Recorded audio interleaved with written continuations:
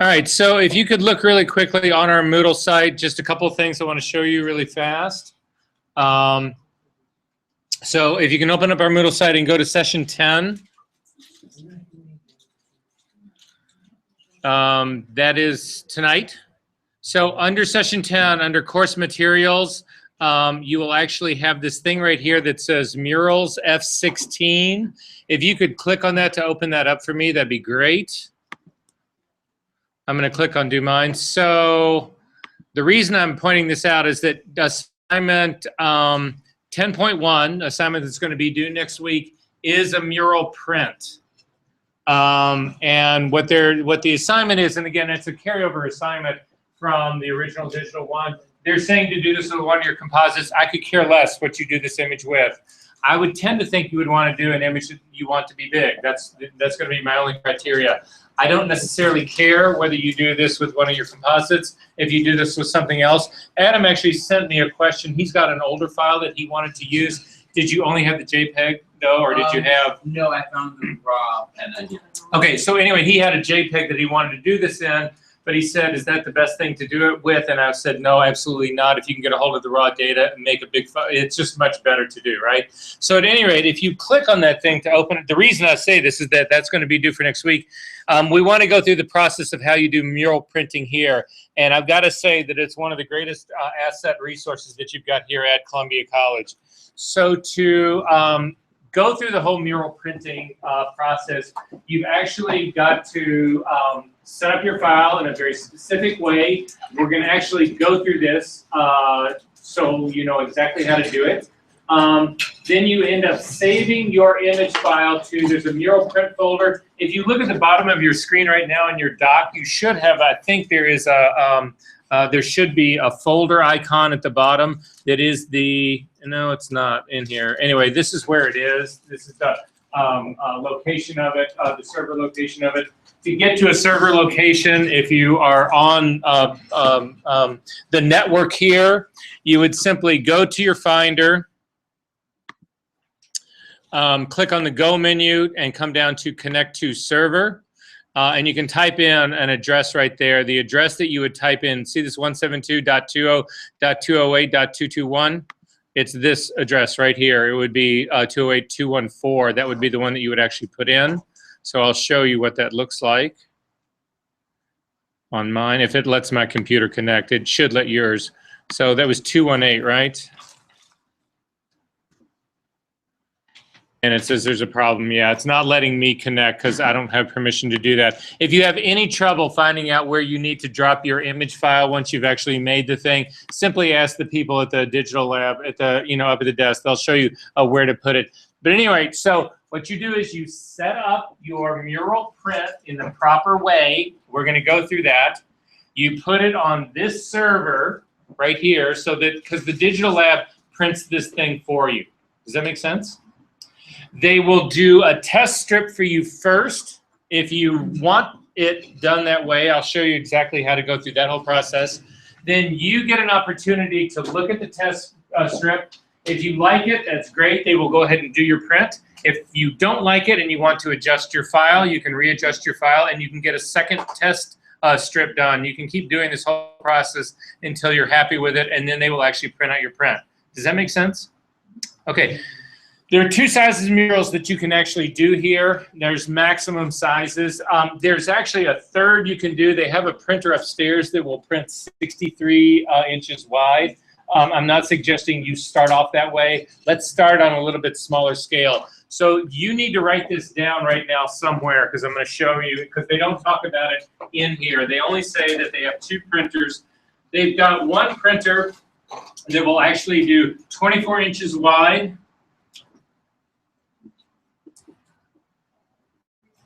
And they have a second one that'll do 44 inches wide. But the thing that you need to remember is this: even though they will do borderless prints here, that stuff starts getting really skanky at the edges. You do not want to use borderless printing. If you want a borderless print, go ahead and print it out and then trim the edges. It's much, much, much better way of doing it. So that being said, The maximum width you want to use on the 24-inch printer, we call this a live area. Live area means where you really want to lay down ink.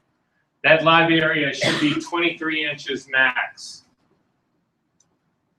And the same for the 44 wide printer. You lose an inch basically on all of these. Would be 43 inches max. Does that make sense? So that's pretty much what you need to do. You also need to pay for your print. Your print actually is, the way they charge you is by the square inch. So again, if you look at this thing, it will walk you through all the steps, everything that you need to know. It'll get you through it all. So just know that this PDF is there. It'll talk about the whole process, how this thing is done. It'll say the test strip will be put up for you in the viewing room. It'll be ready 24 hours after you're actually doing this. This phrase right here, 48 hours if you're printing on photo text.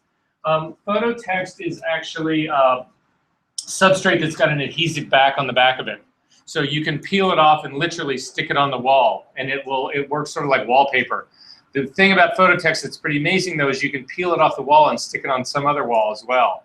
So it's just an interesting surface to actually work on. The other two options that you've got are, and if you continue to look down here, so this will work you through the whole thing. Simply read this. We don't need to go over all of this in class.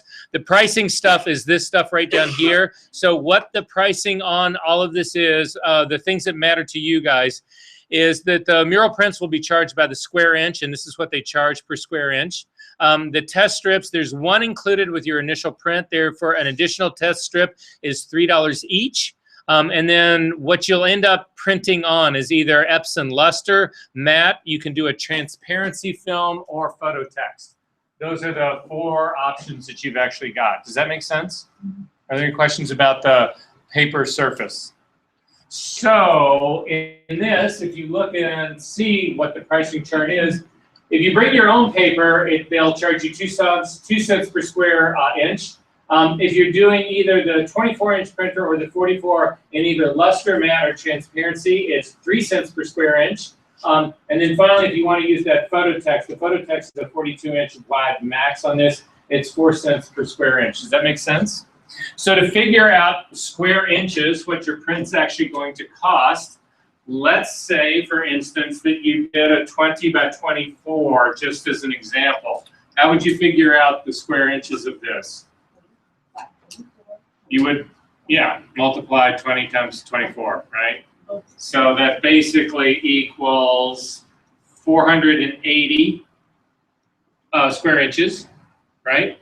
At 2 cents per square inch, can somebody actually do the math? We need to multiply it times 2 is 0.960 over would be $9.60. Are you supplying that tax money? No, I'm not. That's if you bring your own paper? That's if you bring your own paper. So it's 3 cents per square inch if you do the other one. So 3 inches. Again, it's going to be another 480 onto this. So 0, 4 with 1 here, $14.40. If you went to a lab to actually have this printed, it cost you $125. Yeah, and I don't have a need for this. You don't? Except for this class that you're asking for. Then don't do it. I did not eat for a week, is what you're saying. I doubt you're eating for $14.40 for a week. I usually only eat. Look, I'm just telling you, look, I'm just throwing this out here. You cannot imagine the resource that you've got here, though, guys. This does not get any cheaper. That's why I think it matters that you print something that matters something to you. This would be your fucking Christmas present for your parents. You know, some of your art. Don't you guys, wait. No, I'm serious about this. Don't you guys print your art? Is everybody in this room telling me you're electronic only and that's it? I cry when I buy printed paper. You are all so fucking spoiled. Do you know in the days of film, fucking $30 to get 10 frames processed. $30 for 10 frames. You guys shoot 5,000 frames and don't think about it. Anyway, just throwing it out here. First, sir, I have to pay $7,000 by December 3rd, okay? I'm not. And so $14 is going to break that. $14 is a lot of money. Then I'm not saying it isn't a lot of money. When was the last beer you had? I have never paid for a beer. Ooh. Well, then get somebody to pop for your print.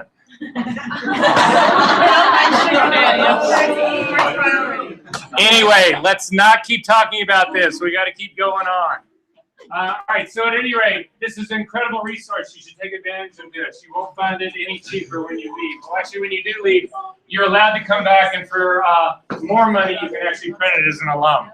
So we need to talk about how to set up your file. So I need everybody to open up a file for me. If you go to the file folder that I asked you to copy. Oh, and the last thing you need to do, there's a form right here called a Mural Request form. They're sitting right here on this wall right here. You've got to fill this thing out with the information describing what you want, because all you're going to do is prep a file and drop it on a server. You then have to tell the lab what you want done. So what size do you want? What surface do you want? This thing is really easy to figure out. If there's any problems, simply talk to the people at the front desk, but this could not be simpler. Make sense? Okay, so that's that part. So the file that I want you to open, if you will, is this one called Face or 8 VC. I have no idea what this means, but anyway, this is the one that I actually want you to open up. So has everybody got this guy open? Yep. Okay, so this is the file you got up. This is going to be your mural print. This is the thing that you actually want to print. Is a mural is a really big print. So in order to do this, you've got to resize this thing to make sure that it's actually printable. So to resize this thing, you want to come up to the image, down to image size, not canvas size. Canvas size resizes the size of that the image sits on, but it does not resize the image. You actually need to resize the image. And a dialog box will open up. And when that dialog box opens up, in my case, mine is my dimensions are in pixels. That's only because I've got it set up that way. If you want to do this in inches, simply go to the drop-down menu and come down to inches. And you will see that this thing measures 7 inches wide by 5.5 inches tall. Make sense? So I want to make this as big as I can possibly make it on the 24-inch printer. That's what I'm looking to do. However, it's misleading to think that you would type in 23 inches for the width. Would that be the biggest you could possibly make on that printer? No, it won't be. And try it. Just, you'll see right here, if we try this, type in 23 inches for the width. And you'll see that it'll automatically rescale the height for you. And you'll see that at the end of the day, the print that you end up with will be 18 by 23. That's the size that you get using the width there, 18 by 23. However, if you rotate this image, instead of thinking of it as a horizontal, if you think of it as a vertical, you can actually still get that part in. So instead, type in 23 for the height. And now you'll see that you can actually get a 23 by 29. One dimension is restricted by the width of the printer, but the length of the printer, the length of what gets printed out, there is no limit to it. Does that make sense? Does that not make sense to anybody? I'll show it to you. It's exactly, it's a roll of paper. That's what's actually going through here. Does that make sense? So you have the option. You can do an 18 by 23, or you can do this 23 by 29 if you're using a 30. This is almost a 35 millimeter frame. But nonetheless, I just need to make sure that makes sense to everybody. Okay, there's a really important thing on this image resizing, and it is this little box right here, this resample checkbox. Is yours on? It is or it isn't? It is. That's a good thing, because you'll see that your resolution remains the same. It's still 240 pixels per inch. So you will have a really fine, detailed, you won't have a blocky print. If, on the other hand, I'm going to do that, don't do this, just watch my screen. I'm going to reset mine.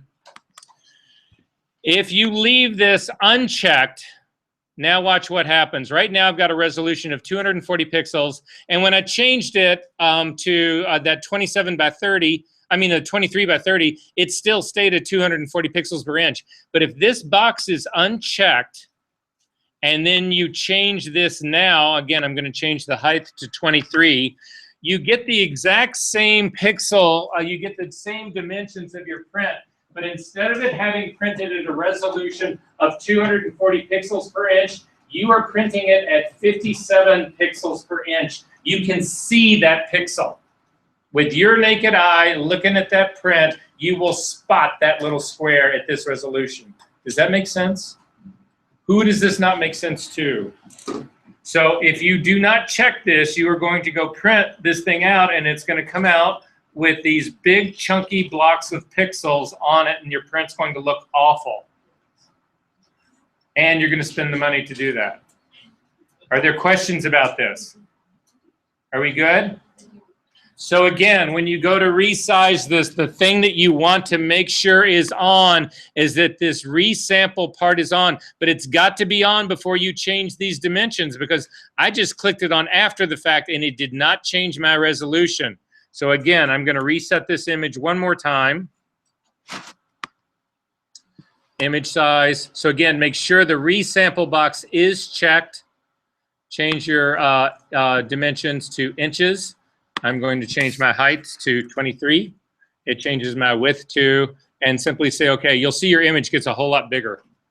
When we go to print it, yes. Is the height the one that needs to be what It's just the smallest dimension. Yeah.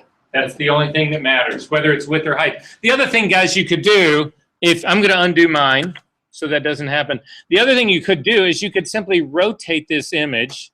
So up to image and rotate it clockwise 90 degrees, and then it'll work the same way you thought it should. So now when you do image size, the shorter the dimensions will actually be the width right here. So again, resample is on this, change the width now to 23 and say okay to that. And this is what goes through the printer. This is how it would actually go through. And so this is how the piece of paper, so if you look at the image right now, the printer, this is the width of the printer. This is what's going on right now. So this prints on a roll out. That's why the height part doesn't matter if you're doing it, if you've got it oriented like this. You said the width should be the smaller number? The width, whatever the smaller number is the one that can be 23. The larger the numbers doesn't matter. Yes? When we have our image size for the sheet view, should we just put the exact number that it says, or should we round up? You can put it on the 20 by 20. Yeah, the 24. Yeah, round up. I would do, or you can put the number on there. They'll understand it. Yeah. The thing is that what will happen is this. I'm telling you this right now, just to warn you. If you put a dimension on there that says 24, they will print that on a 44-inch roll because you can't do a 24 on this guy. Okay, so just put the true dimensions that it ends up being on there, because that's also how they're gonna charge you, and there's no reason to add another inch to that, right? So I would put the exact dimensions on there. So we should do 18 by 23. You can do 18, it depends on your file. Your file may not crop out like this. What if your file's square? It'll be 18 by 18, right? We should put in 18 as. No, 23 is going to be the max width. You're gonna pay for the width regardless.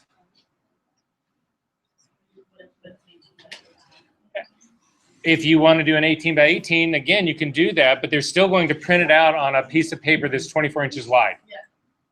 So what are you asking? I'm asking, how do you know if your file stretch that? It'll be here on the screen. If you, for instance, if I wanted this to be an 18, I'm simply come up to image size, and let's say you wanted it to be 18 inches wide. Well, now it's going to be 18 by 22. Make sense? Unless you want to crop your image. Are you good on that? Okay. Adam, did you have something? I was just wondering, just to clarify, so you're saying that when we write down on the sheet, we would like literally write down. I would write down the very smallest numbers that you can, Okay, yes. yeah. Because otherwise you're just throwing money away. So I would write 18 and by 22.908, and I would multiply that out, because there's no point in giving them, 3 more cents. Are we good on this? Are there questions about this? We have to pay before we print. Yes, you do, and it explains it all on this sheet. You pay through Columbia Cash, so it goes on your ID. But we can't pay with the money that they gave us to print for, right? There is no money that they gave you to print for anymore. I asked them. Is there somewhere it says somewhere that you're getting money to print in this class? I think it's for Xerox. I think that's it. So how does it become money and then have they take that money away? That's an issue to take up with them, not me. Wait, so I'm not the money guy. I'm not the comptroller here. I just want that information clear, you know? I understand that. I understand. I completely understand this. What? So I resize this. You want to give us the map grant? Yep, you did. You want to take away our printing money? No, but the issue is. Okay. Are we good on this? No, wait, we're not good on this? We'll be used to sitting. Why? Because I don't want to put money on. Me too. Like, I'd rather just do it in my car, but I never put. It's the easiest thing in the world Because to you'll put do. $16 to be safe because you don't have Guys, to print. wait, do we want to talk about money for the rest of the night and printing this fucking print, or do you want to go on and learn how to liquify images? Yes, please. Okay. So one final thing, I want everybody to do this. Go ahead, I'm gonna hit cancel out of here. I'm gonna rotate this guy back to the right.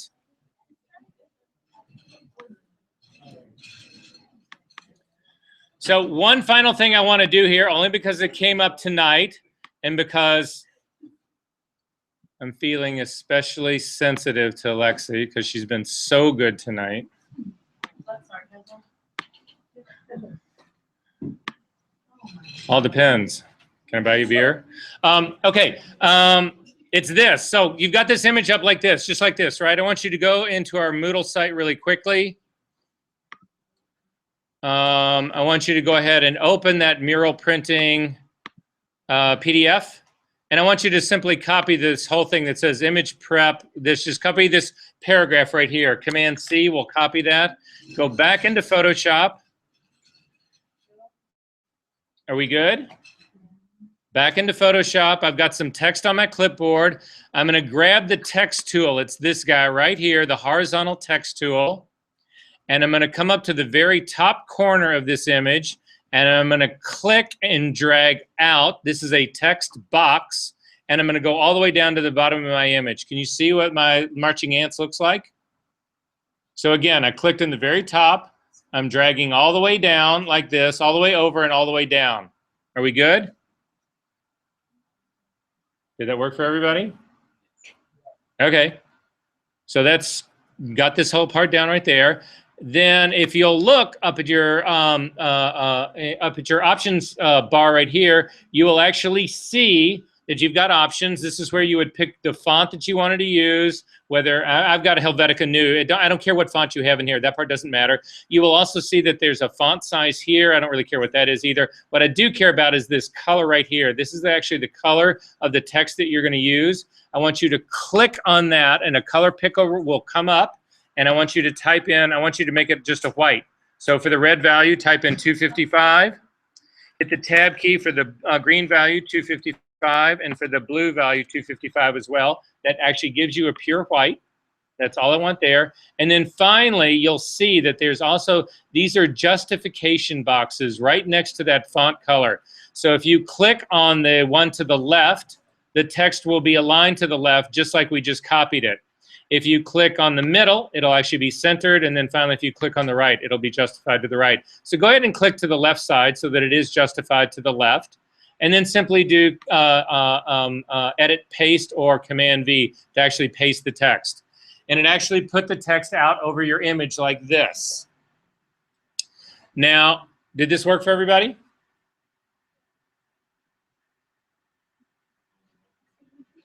Okay, so if it doesn't look the same, if you double click on the text layer, so come over to the text layer in the layers palette. If you double click on it really quickly, it will select all of your text. It is now selected, and that's why it looks inverted like this. This is why it actually looks so strange, but that part is actually okay. Now, if you come over to the justification and you click on the center justification, you will see how it changes. It actually centers your text. If you come over and hover over the the two T's that are right here next to your point size, you get the scrubby slider, and you can actually click on that and drag to the right. It makes your image, makes your text bigger, or you can drag to the left. It actually makes it smaller.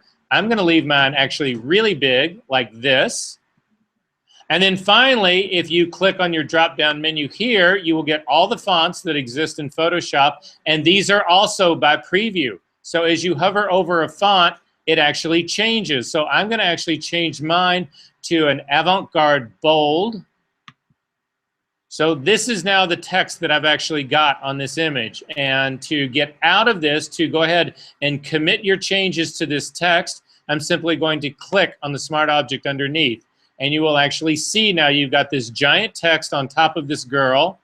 Now finally, to actually ghost this out, you can simply make sure that the text layer is active by clicking on it, and then simply drop the opacity of it down till the point that it looks like something you want it to look like. This starts to become compelling image, like I was possibly suggesting that Lexi may want to use for her final project. Wouldn't you guys agree? And that's how simple it all is. Are we good on this? You're recording right now, right? I am. You can still move this around. If you hit the move tool, you can actually drag this thing around. You can do all sorts of things with it. So for instance, you could do it like this, whatever you want. But then your text now has started to become object. And I actually think that there's a great deal of potential in that. Okay, finally, you can throw the text layer away. We are going to talk about retouching this image really quickly because we didn't go over a whole lot of retouching in this class, so it is something that I want to do. So how would you guys retouch this image, or do you think it needs to be retouched? What needs to be retouched? You would say that possibly the pimples and that kind of stuff. So if that was the case, if you said you wanted to retouch this image and you want to get rid of the pimples and stuff, how would you do it?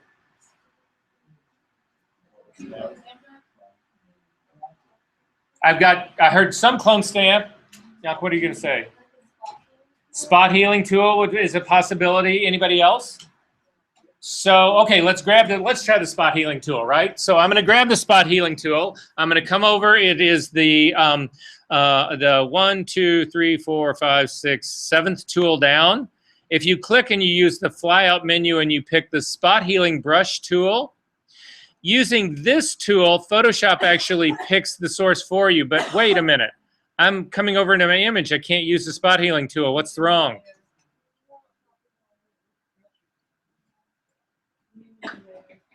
It's a smart object. You cannot heal on a smart object. So how do I fix this so I can heal it? Copy the layer. Go up to the layer menu, down to Smart Object, down to Rasterize. Now I can actually work on a rasterized copy of this layer. So I'm going to zoom in to this area on her lower cheek right here. I'm going to make my brush smaller using the bracket keys right next to my P key. If you use the spot healing brush tool to begin with, the spot healing brush tool, nobody ever used to use this tool because it was really shitty. It didn't work.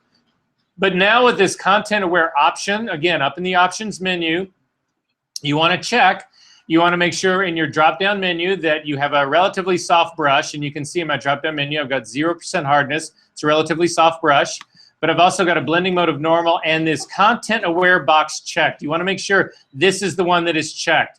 And when that happens, you can simply start painting over areas that you need to have fixed. And you can see that it actually then will fix these areas. Now, sometimes this tool does not do a good job of it, like on the very last one that I had right down here. I don't think that that was a smart move. It still seems pretty obvious to me. So I'm going to undo the one down there at the bottom. And instead, I'm going to go to the next tool down in this. And the next tool down is the healing brush tool. And when you pick this guy, again, I'm going to do it with a normal blending mode. When you work with this guy, you have to pick the source. So again, I'm going to make it a little bit smaller brush. But look up at my screen right here, guys. You can see what, if you look at this girl's face, you can see what they refer to it in retouching, they call this skin grain. And what's happening here is that you can see there are lines in this part of her face that are traveling in this direction. So when you're looking for something to replace this line with right here, you want to start and use something that is in the grain of her skin that's going in that direction. So I would sample here. I would not sample up here and come down. Sampling up here and coming down won't give you as good a retouch as sampling with the grain of this girl's skin. But grain changes. So anyway, I'm going to sample up here, and then I'm going to simply come down and paint this guy out. And in my opinion, that does a much better job than the spot healing brush tool does. Now, if you look at this part of her mouth over here, in this part of her mouth, the grain is actually moving from her nose down to her lips. It would be going in this direction. So for instance, if you wanted to get rid of this little dot right here, that little freckle that's right here, you would sample above it and come down as opposed to going from the side and over. So again, holding down the Option key to set the source point and coming down and getting rid of that guy like that. The same thing would be happening here. For the lines that are on the side of this girl's face, you can actually see that the grain here is going along with her cheek pattern like this. And as it starts to get up here, it starts to move up and down. So I start here going sort of at a 45-degree angle, but as I start coming up in here, it actually changes. So I would sample again down here to take care of the first part. Then I would resample up here to then start taking care of the second part, and then finally start resampling up here and come straight down on top of it, and that gets rid of that line on her face. Yes? No, I do not. The Option key sets the sample point, and then you let go. So again, the same thing is happening on this line over here. In this line, the grain is actually moving in the direction of that line till I get here to the lower part, and then it completely changes and starts moving in this direction. So again, I could sample next to this and come down. As I start getting down to here, the grain is actually now moving slightly more across. So I would change it till I get down to here, and then finally sample one more time down here to get rid of that part. If you end up with a repeating pattern like this area is right here, you can sample and go over it a second time. There's no reason not to do that. And then you can simply click on the eyeball in your before and after and sort of see where things are going. Now, this, in my opinion, is cheap, down and dirty retouching, which is a good thing to do if nobody's going to pay you any money to do it.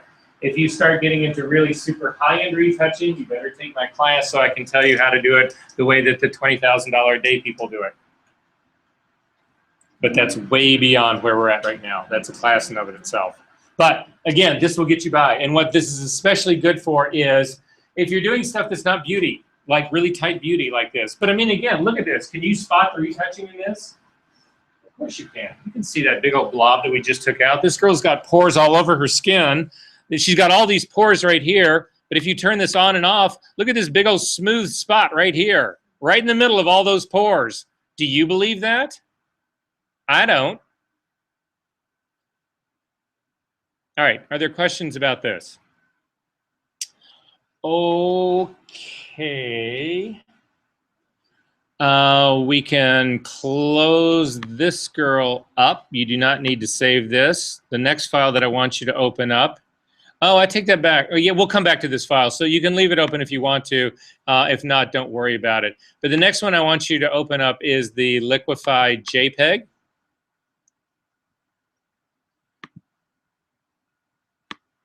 And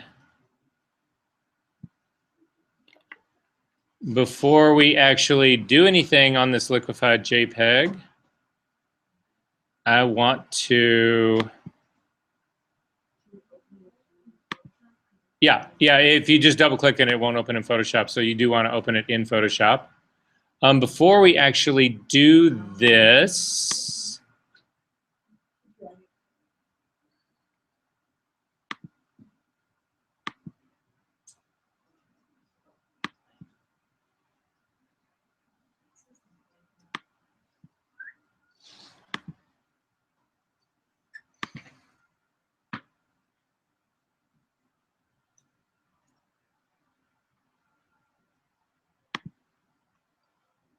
sorry, I just want to look at something really quick first.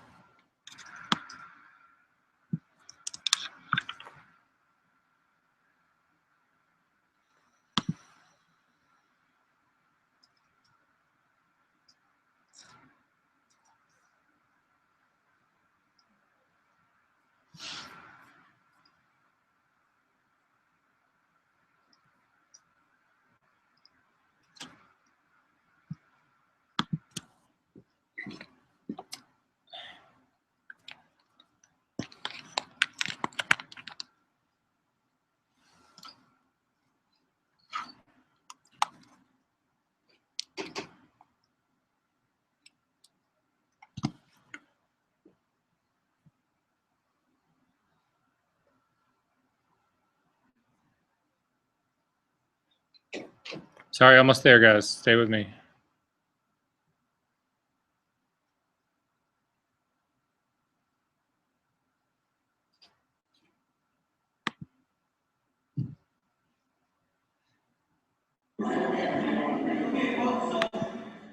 Great properties, camera rolling, and recording now. Slated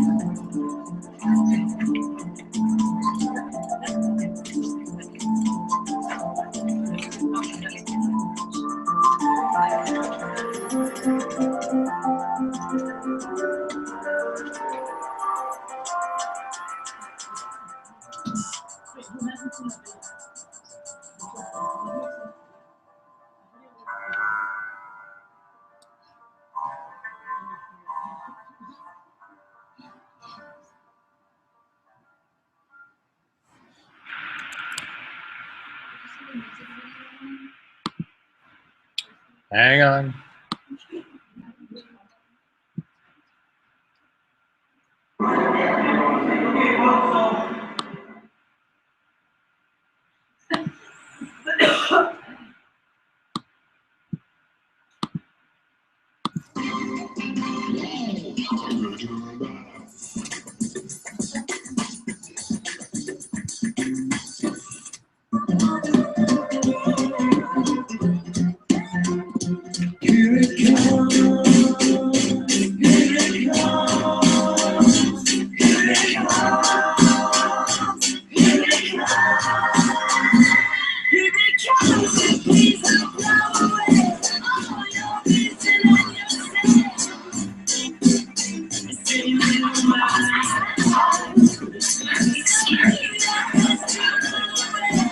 You'll look at a smaller, lighter, tighter, thinner, softer.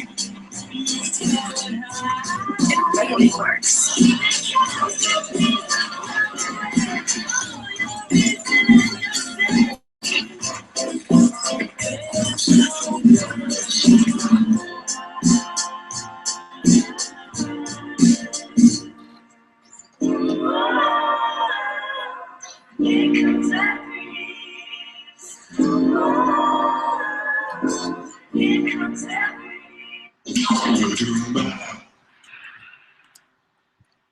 So before we go down the Liquify highway, I would like to know, watch your eyes and kind of like this.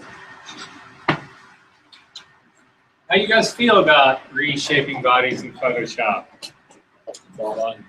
I have awesome. I have fun.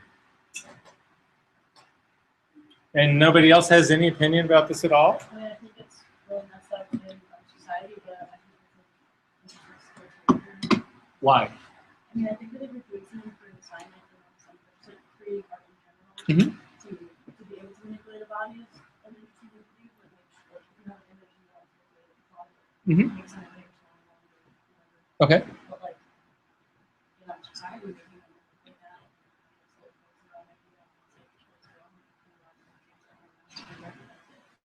Sorry, I got too quiet again. That's all right. That's all right. Anybody else? Nobody else has any opinions about this at all? It makes me like uncomfortable. Okay, it makes you uncomfortable, but you want to learn how to do it. I think that that's a legitimate way of looking at it.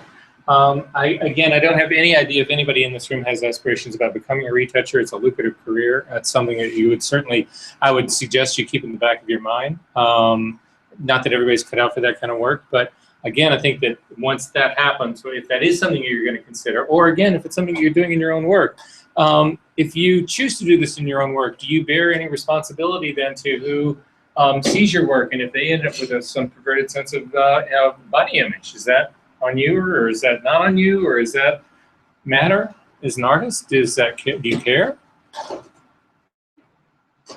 Depends on the message you're trying to send to your audience.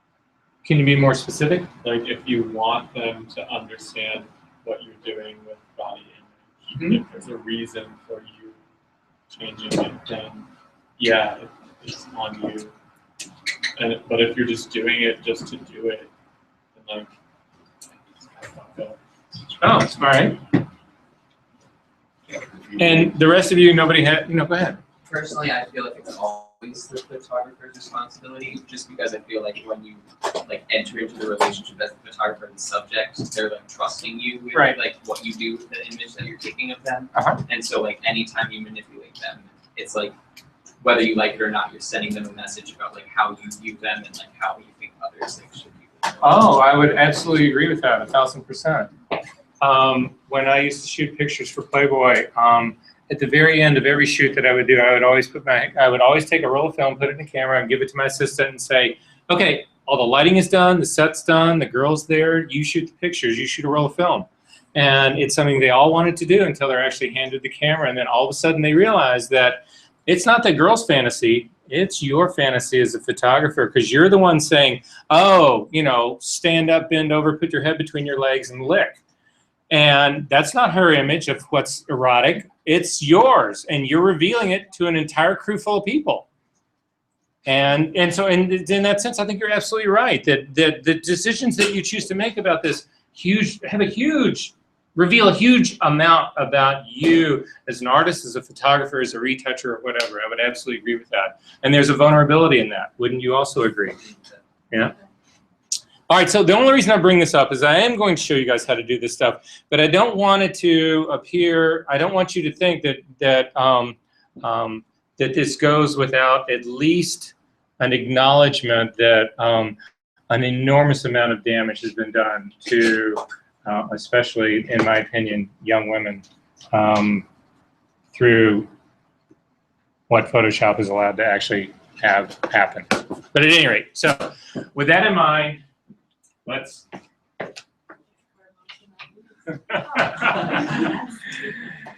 Okay, so back into Photoshop. All right, so even though this is not a smart object and we actually could liquify this thing, we are not going to do that. We are always going to make a copy of this guy by, again, dragging the layer down to the dog-eared guy at the bottom of the layers palette to create a secondary copy of it. This also is really important for the way things work inside of Liquify, so it's something that you really have to do. So once you've got this second version of this made, typically I would go in and select the name and retype in Liquify.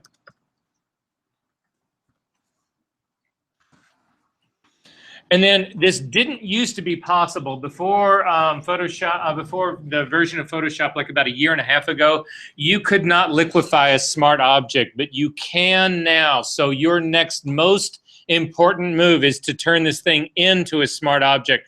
And the reason I say that is because using this as a smart object, using Liquify becomes a smart filter. So it's something that you can go back and refine over and over and over again. And the old method of how you had to go through, the hoops you had to go through to actually refine Liquify were a nightmare. So this is a must-do. Up to the layer menu, down to smart objects, and convert this guy to a smart object. I got to select it first to do that. Up to smart objects and convert to smart object. You can tell it is a smart object because of the little dog ear guy right there. And then up to the filter menu, down to Liquify. And the Liquify box will actually open up. You come into a completely separate workspace in the Liquify tool. The Liquify tool was actually invented by people, not Adobe people, and Adobe saw the technology and they actually fell in love with it and they ended up buying it. So when you first come into Photoshop, there is a new feature. If anybody, is anybody in this room familiar with Liquify before? Has any of you guys used Liquify somewhat? A little bit?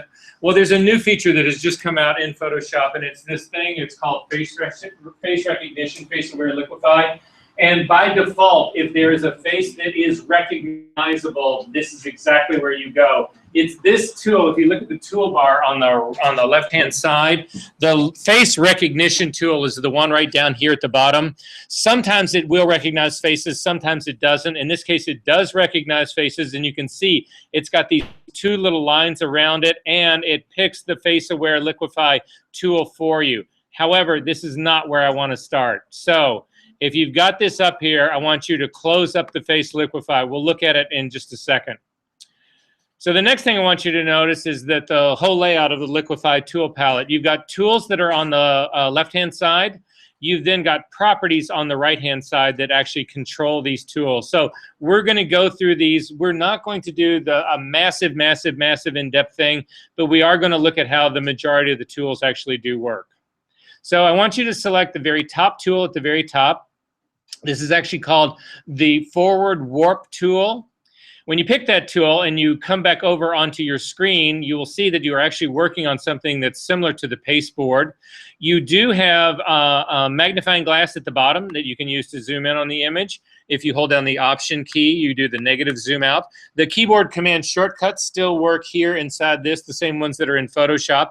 So if you do have that top tool selected, you get a brush. However, if you hold down the space bar and the command key at the same time, you also get the temporary zoom tool. And then again, the Option key added to those gives you the negative one. But at any rate, with the top tool selected, you will actually see that you've got options over here. The brush tool options exist over on the right-hand side. The first one is size, and that's actually relatively self-evident. It's really simple to understand what size is. The bracket keys that are right to the right of the P key also work here as well. They will actually make your brush larger and make your brush smaller. You can either use the sliding scale or, again, the bracket keys. Density, unfortunately, in Photoshop, again, this was a program that was bought from different people, so they used different terms, and unfortunately, Adobe has never standardized these. But density is actually brush hardness. This is how hard or soft your edge is. So if you set the density to 0, you have an incredibly soft edge brush. If you set it up to 100, you've got a perfectly sharp edge brush. The default is 50, and that's where I'm going to suggest you guys leave it right now to actually get through this. Pressure actually has to do with how fast things happen. Pressure is really closer to flow in when we look at using a regular brush in Photoshop. And you'll see what that means because we'll actually change the pressure. You'll see how this ultimately ends up working. Some of the tools allow you to use rate. Some of them do not. With the push forward tool, you do not have a rate setting. And then finally up here, there's this thing saying pin edges. I want you to uncheck pin edges right now just to see what's going to happen. So with this tool selected, I want you to come over to near the side of this girl's face, and I want you simply to click and drag across and actually seriously warp her face, which we just did, right? What you will also notice that happened in my case, you see this little bit, well, here, we can actually do it. We'll do another warp like that. You'll see that what's ended up happening is that it's ended up tearing the edge of this photograph away. Usually that's not a behavior that you actually want to have happen. So in our case, I'm going to come over to the bottom of the properties palette. You will see at the very bottom, you've got a box down on the lower right-hand side that says Restore All. If you click on that, it will undo all of your warping. Now, focus, people. I know it's really funny, so keep laughing, but do it quietly. If you click, because we got a lot to get through, if you click on pin edges, then that behavior doesn't happen. Now watch what happens when I do that, and now when I click and drag across, it actually stretches out as much of the pixel content as it could to not end up with transparent pixels underneath my edge. So that's what pin edges is all about. Again, I'm going to click on Restore All. Yes? You had to undo it. Did you do Restore All first? Click on Restore All at the bottom, pin your edges, and then come in from the side, and you'll see that it'll actually leave detail behind. It stretches the pixels out is what it does. But that's better than transparent. Is that still not working?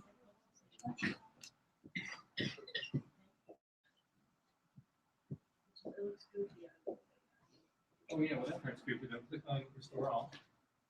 Good. Undo that and start out here like this. Start up here. Go to a bigger brush. Up and see you're getting transparent pixels there. See the checkerboard? That's transparent. Yeah. So click Restore All. Yeah. Restore All there. And then click on Pin Your Edge. And then start on the outside and come in. Okay, guys. So that's the first tool. That's the push forward tool. Okay. So I want you to go ahead and do a warp across this girl's face, just like that. Don't do something major, exaggerated, just a little bit.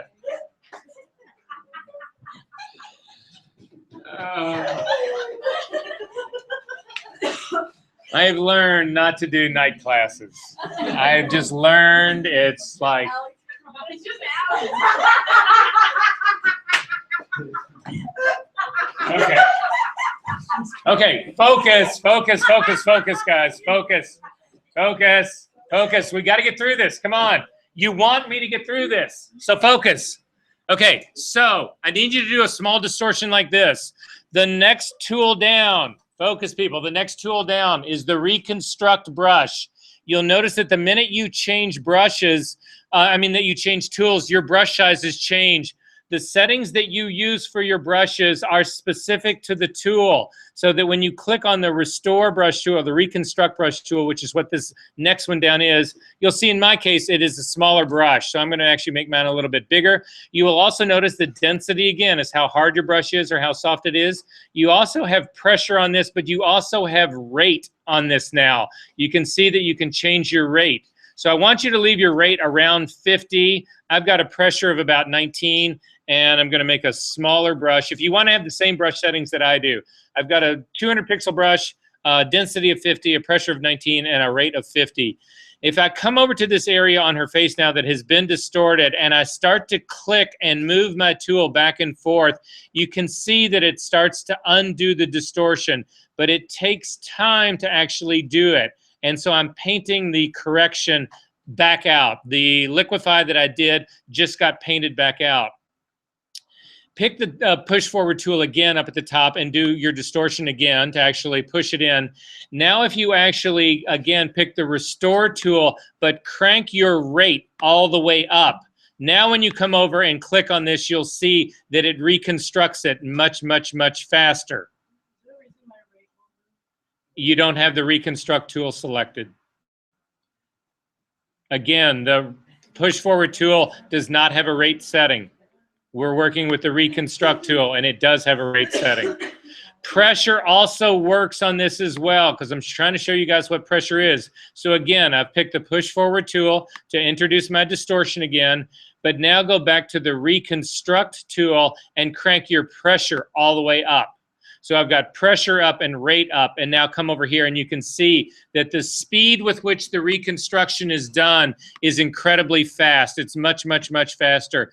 So you use these tools, you use pressure and rate to slow the tool down enough that you can finesse the work to do it in a way that you want it to be done. Because otherwise this thing will take off on you and you'll get the perfect almost thing happening, and then you want to reconstruct just a little baby bit of it, and all of a sudden, boom, the whole thing is back to what it was before, and you've lost all the work that you've done. So slowing these tools down is actually a very smart thing. So I'm going to drop my pressure down in the middle and my rate down in the middle as well.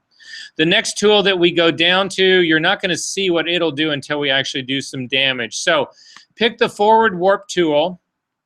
Go ahead and make it a little bit smaller. So I've made mine down to around, my size is about a 70. And I want to zoom into this girl's arm. So I'm just holding down the space bar and the command key, and I've clicked, I get the magnifying glass. I'm coming into just this side of this girl's arm. I'm going to make my brush even smaller. I'm going to make it more like a 20 pixel size brush. And then I'm going to just push in areas of her arm like this to give her this sort of like, very bad version of cellulite. And so this is actually what her arm has actually ended up looking like. Now, there are people who try to make this girl's arm thinner doing exactly this kind of work, and I would argue that this is probably not really that nicely done. So to fix this, a lot of people will go in and they'll try to start pushing in other parts in here, right here. They'll start trying to push all these. I need you to do all this with me, by the way. So they'll try to get all of this stuff in, and you'll see that it gets to be really impossible to actually get this line to be smooth. So the third tool down on the Liquify toolbar after the forward warp tool and the reconstruct tool is the smooth tool. If you click on the smooth tool, come over to your arm. Again, I'm going to make it a much smaller brush. So I'm down, I've got the smooth tool again. I'm about 20 pixels in my brush. I'm gonna drop my pressure again down in somewhere in the middle and the rate somewhere in the middle. But now when you come over this part of her arm and you start to draw back and forth on this side of her arm, you'll see that it actually smooths the line out on her arm. You still do have, it still has been pushed in, but you've actually smoothed out those the reconstructive work that we've actually done. Does that make sense?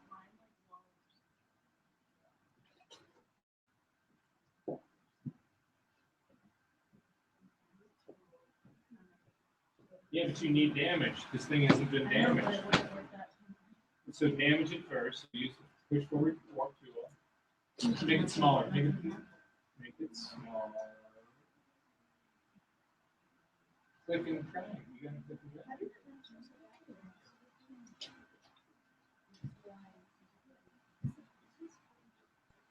You didn't have that tool selected.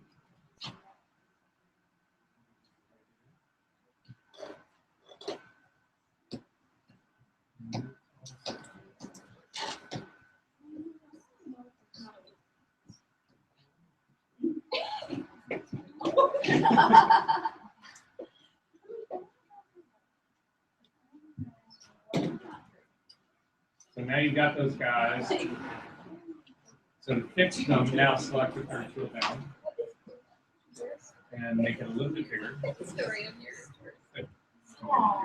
And then just paint across that line, back and forth. And you're just trying to smooth it out. You're not trying to undo it all. You're just trying to smooth it out. Make sense? Okay, if you've done all that, all right, keep going, guys. Hang on. So click on Restore All if you've done all that. The next tool down, I'm going to zoom back out. The next tool down is actually the Twirl tool. So again, it's under the Smooth tool. So I've got the Twirl tool selected. If you do not see a brush, if all you see is an X like is on my screen, look at my screen. Why am I not seeing a brush? I see the crosshairs. This is going to happen to every fucking one of you, and you're not going to know what's going on. Why am I not seeing a goddamn brush? I'm only seeing this little X. What's too small? It is? You ever seen a brush get that small? That it's just an X? What's the problem? My brush is too big. It's 19,000 pixels. Look at this fucker. It's gigantic. I only see the little guy in the middle. This is now 300 pixels, and I was at 1900. So again, this is going to happen to you, and you're going to go, why don't I have a brush that's working? And it's because your brush is too big. All right, so the next one down is the Twirl tool. And with the Twirl tool, I want you to actually make it about the size of this girl's face. And then I want you to click right on the middle of her nose, and you will see that it spins her face in a clockwise direction. Again, this is controlled by rate. If you've done all that, hit Restore All and amp the rate all the way up. Take that rate up to 100 and now click and do it. And you'll see that it spins her face really fast. It gives you some sense of what's going on with rate. If you want her face to spin in the opposite direction, you add the Option key and her face will go in the other direction. If you've done all that, hit Restore All. The next tool down is the pucker tool. So if you click on the pucker tool, again, make the brush about the size of her face, come over on her nose, and click, and you will see that her face gets drawn in. It puckers her face. Focus, guys. Hang on. Everybody watch this. Again, rate has a direct connection to how fast this happens. So if this takes off on you and it goes too fast, hit Restore All, drop your rate down. Get your rate down so that you can control it. So now, for instance, I could click once and I just made her face slightly smaller. I'm not making her some pinhead or whatever it is you guys are all laughing at. This is actually a completely useful tool. Everybody says, oh, how do you make this girl's stomach skinnier? It's this tool. This is what does it. How do you make her boobs bigger? It's the opposite of this tool. So this is not just about making freak animated characters. This is really how the tool works. So again, I just made this girl's face thinner. Look at my screen really quick. This is what I just did with the pucker tool, just to pull her face in a little bit. If this was Oprah and I wanted to make her eyes a little bit closer and not on the edge of her face, I would use this tool. How do you evenly make her stomach look smaller like that? Let's not get there yet. We're getting there, baby steps. We're not finished with this. If you hold down the Option key, you get the bloat tool, which is exactly the opposite. It makes her face bigger. Right underneath the pucker tool is the bloat tool. So you could actually select it and it would do the same thing. Again, the Option key will give you the opposite. So the Option key with either the pucker tool or the bloat tool gives it going to you in the opposite direction. Hit Restore All if you've gotten through all of this. The next tool down is the Push to the Left tool. Now, this is a tool, a lot of people who get really good with this, this is the one most people actually use to do a lot of their thinning work. I'm going to show you how it works. This is a pretty advanced tool, probably more than what you want to get into if you're just starting out with the Liquify tool. But at any rate, I'm going to make my tool a little bit smaller, and I'm not going to work on the girl. I'm actually going to do this on the tree. So I've got a brush size of about 80 pixels. I've got a pressure of 50. I can't change the rate on this guy, and I got a density in the 50s as well. So this is how the tool works. If you cover over, I'm going to start over where this little branch is in the middle of my screen. Look at my screen, you'll see where I'm talking about is right here. If you click this tool and drag up, you push your pixels to the left. If you click the tool and drag down, you bring pixels to the right. If you click and drag right to left, you shove pixels down. If you click and drag left to right, you push pixels up. So some people, for instance, I'm going to hit Restore All again, get confused with this tool, and they say, okay, well, I want to make the tree skinnier. So they click and they drag up, which makes it skinnier on this side. But then they go to the other side and they say, okay, I'm going to do the same thing on the other side to push it in, and don't realize that, again, it pushes everything to the left with every stroke that goes up. So again, if you want to make the tree skinnier coming from the other side, you would click and drag down to make it thinner on the other side. And then again, back to the right side, click and drag up, and you can repeatedly click and drag up to make the tree skinnier and skinnier and skinnier.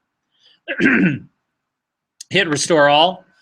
There's two last tools that we need to get to, and the first one is actually the Freeze tool. So for instance, if you click on the Freeze tool and you come over on her face, I'm going to ask you to make the brush a little bit smaller than her face, so just about the area that would cover her eyes and her nose and her mouth. And if you click once, you will see that you actually get a red dot that's on her nose. That red dot is now been frozen, and it also gives you some indication of what density is actually like. If you look over in the Properties palette, you can actually uncheck Show Image. And when you uncheck Show Image, you will see the kind of dot, the kind of brush that you're really using. So using the Freeze tool with this little red dot, you can see that that was a brush size of 60 with a density of the brush is half softness.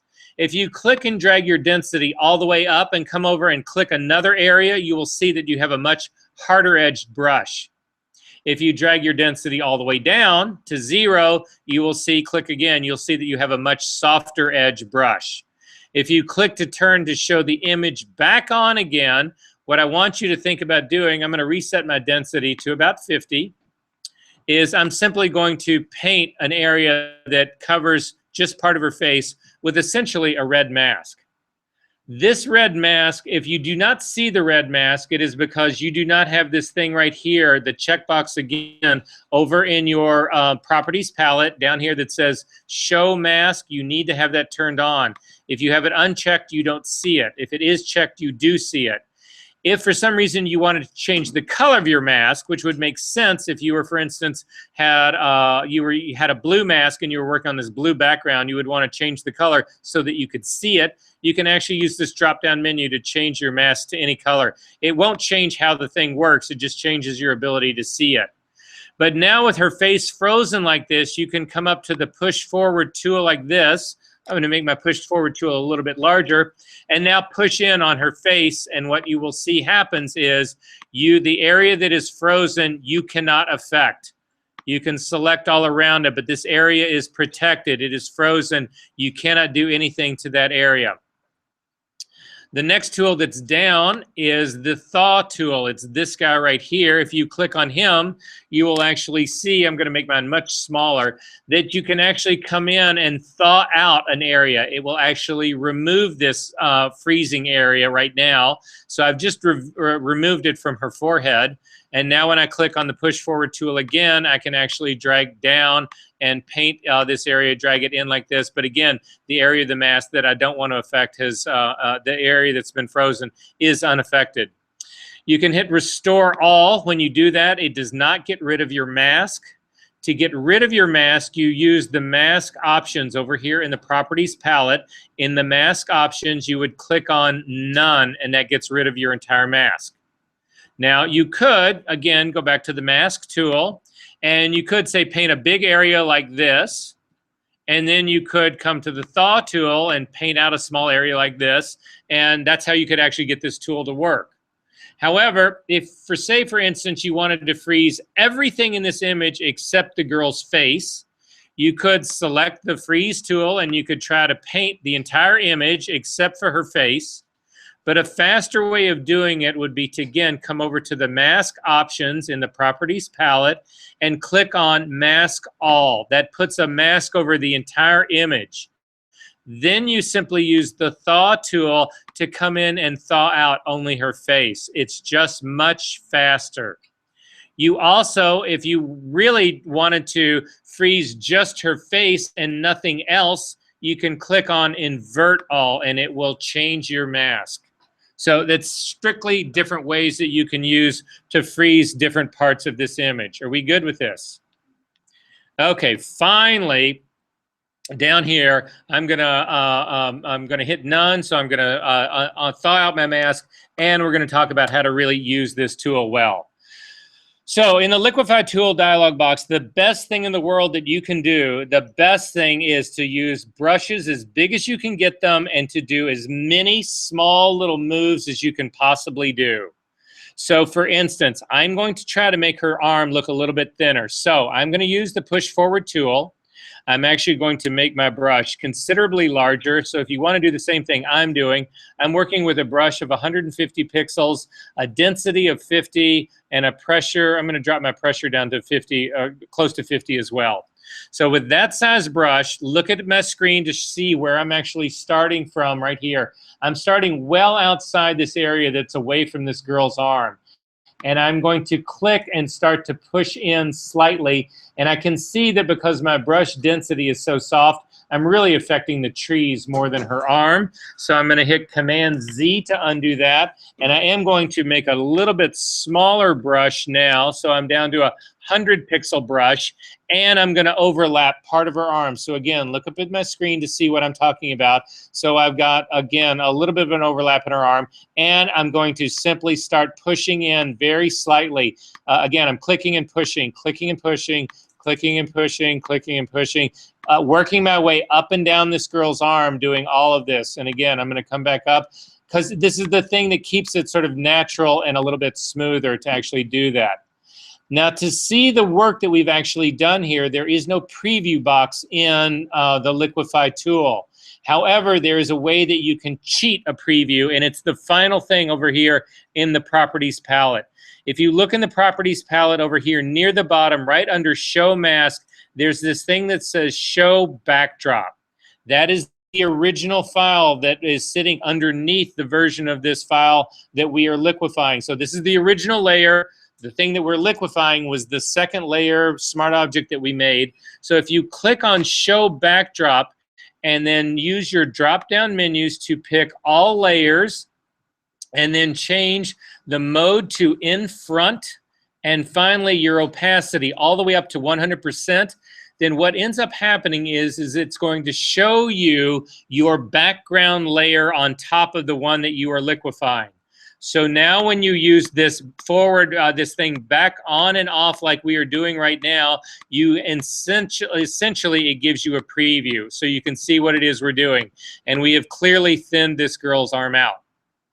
we need to continue to work on that. So again, working with the push forward tool, you need to turn off show backdrops because otherwise you won't see the work you're doing. It's showing you the backdrop underneath. I'm going to make my tool brush even a little bit smaller, and I'm going to come into this side of her arm right here. And again, using as many small possible moves as I can, I'm trying to simply dial this, push this in slightly, just slight small touches at a time. I'm working my way up. And if you go too far, you use the reconstruct tool to actually get it back in. If it starts looking too much like cellulite, you would use the smooth tool to smooth this guy out. If you feel like you've gone too far, like I look at this right now and I think I've made this arm too skinny. So again, looking at my show background to see what I've done, I've actually made this guy too skinny. There's no point in clicking on Restore All and undoing all of my work. Instead, I'm simply going to come up to the Restore tool. I'm going to make it much smaller. I'm going to drop its rate down and its pressure down, make it a little bit larger, and then I'm going to simply come over here and click and drag down once. Now, that did not completely return it to its original. You can see that it's bringing it back, but I think it brings it back to a place it should be. If I need a little bit more up at the top, I'll just add a little bit more stroke down there. And this is how I would actually thin this girl's arm out. Again, using the show backdrop, and you can sort of see what's actually going on here. So the next move I'm going to make is I'm actually going to lift this girl's boobs up a little bit. So again, I'm picking the push forward warp tool.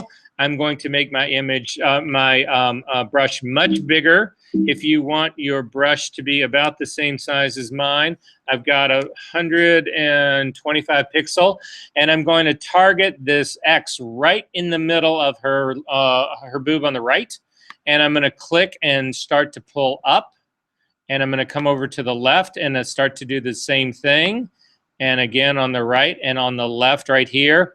I'm distorting this part of her t-shirt right down here. Again, use your show backdrop to see the difference here. But it looks like her t-shirt's got those wrinkles in it anyway, so I'm going to go ahead and leave those the way they are. I'm not going to worry about this part actually too much. Say what? Okay. Finally, I'm going to actually go after this girl's stomach. So I'm going to go finally to the pucker tool. And I'm actually going to make it considerably larger. So if you're going to do the same thing as me, I'm actually working with a 250 pixel brush. I'm going to see what happens first. I'm worried that this is going to distort her hands and her arms. So if that's the case, I will undo it and I'll go back and freeze these guys. So at any rate, I'm going to come right over about the center of her stomach, and I'm simply going to click once, and then I'm going to click again. I'm just doing small clicks. Again, I've got a 250 size brush size with a rate of 24, a density of 50. You don't have pressure with this tool. And I'm going to continue to pop in like this. I'm worried that I'm distorting this hand a little too much right now. So again, using my show backdrop on and on, you can see I don't feel like I've distorted her fingers too much yet, but I'm getting nervous if this goes any further. So I'm going to go to my freeze tool. And I'm simply going to freeze this area of her hand. And I'm also going to freeze this other area of this hand over here so that they don't distort anymore. I don't personally like looking at the freeze tool. It throws me off looking at that red. So I know that they are frozen, but I'm going to turn off the checkbox for show mask. This hides them. They are still frozen, but it actually does hide them. And then I'm going to, again, go back to the pucker tool and draw this in slightly more. And I don't know that I can be a whole lot more ambitious about this than where I've been at right now. There are other things that I would actually do on this image, so I'm going to go back up to my push forward warp tool. In this case, I'm going to make it a little bit smaller, and I'm going to try to bring in this side right here slightly.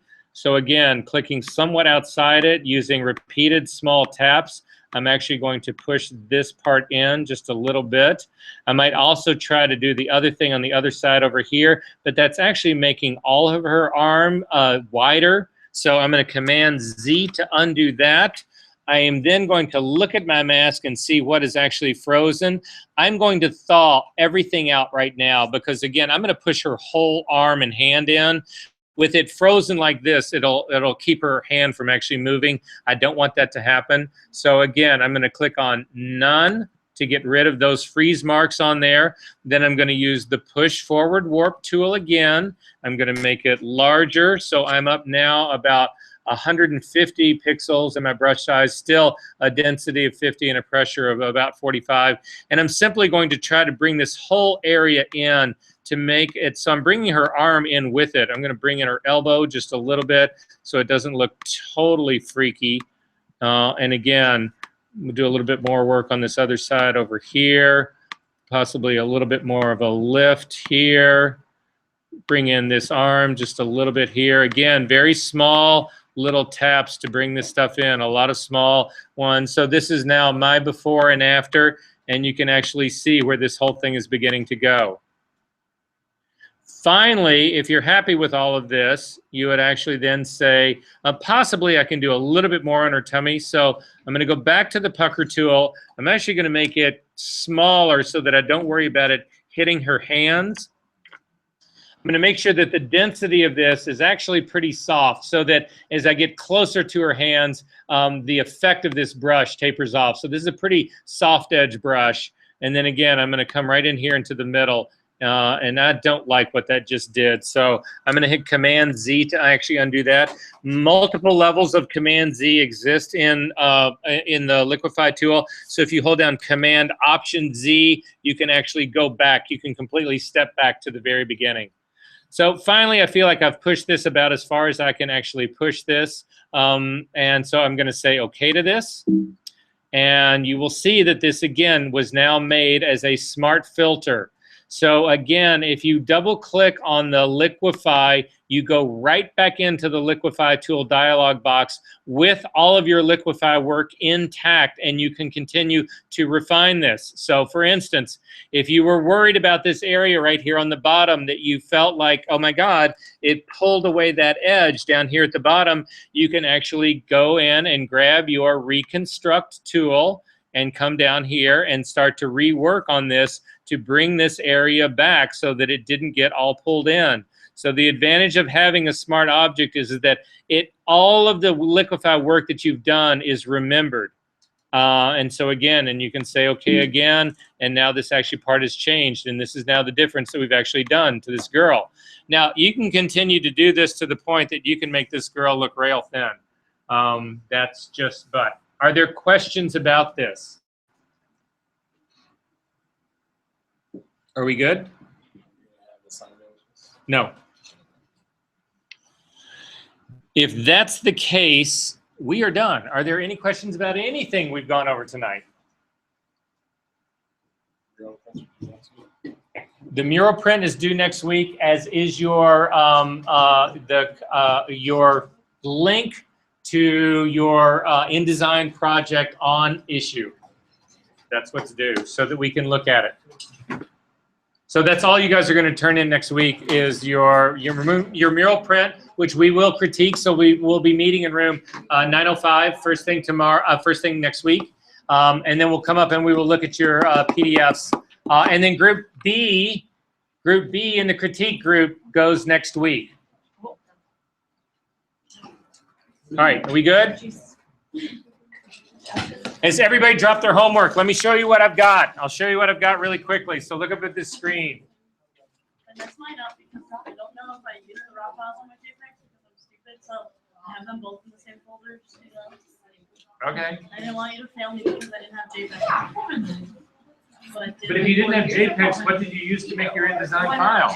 I exported, you know how at the beginning of class I questioned, like, why did I export as JPEGs? Because I have the raw files, or because I had a folder of what I used and then a folder of the original files, but I deleted them. I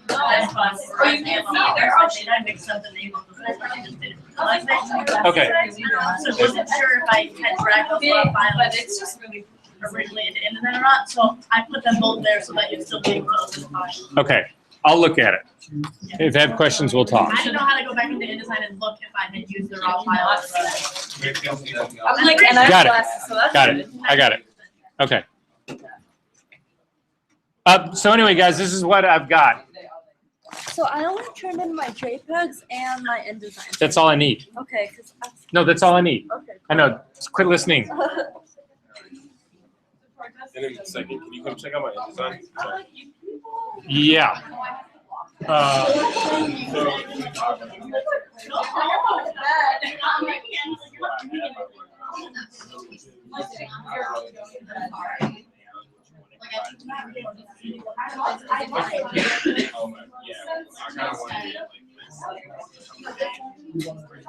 If you like try to like Okay. task something, then you like stop. Yeah, right. Right. Do you want those to be facing pages or are these spreads? Yeah. Facing, like a book. So that's what you want when you go to set those things. No, you need to actually say that you want facing pages. So you click on it. You'll see that it's basically just spread of spread. You don't really have facing pages. Right? Makes sense? So in order to make it that way, come up to View File, come down to New Document, and then we can type in what you're going to actually do here. So how many pages did you ultimately have? 14. So fine, you were 14.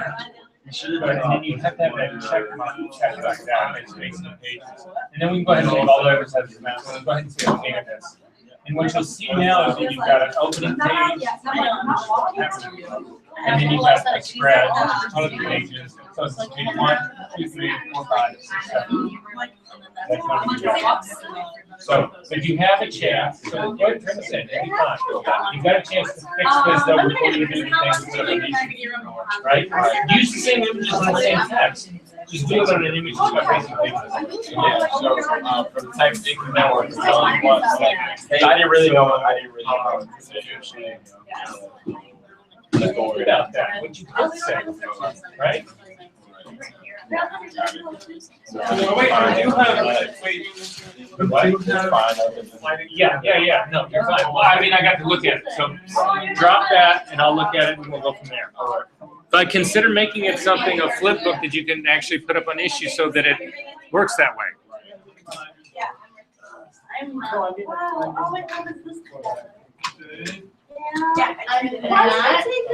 I'm in that. You already did this. I'm in that. She said she'll take it next week, but she got all the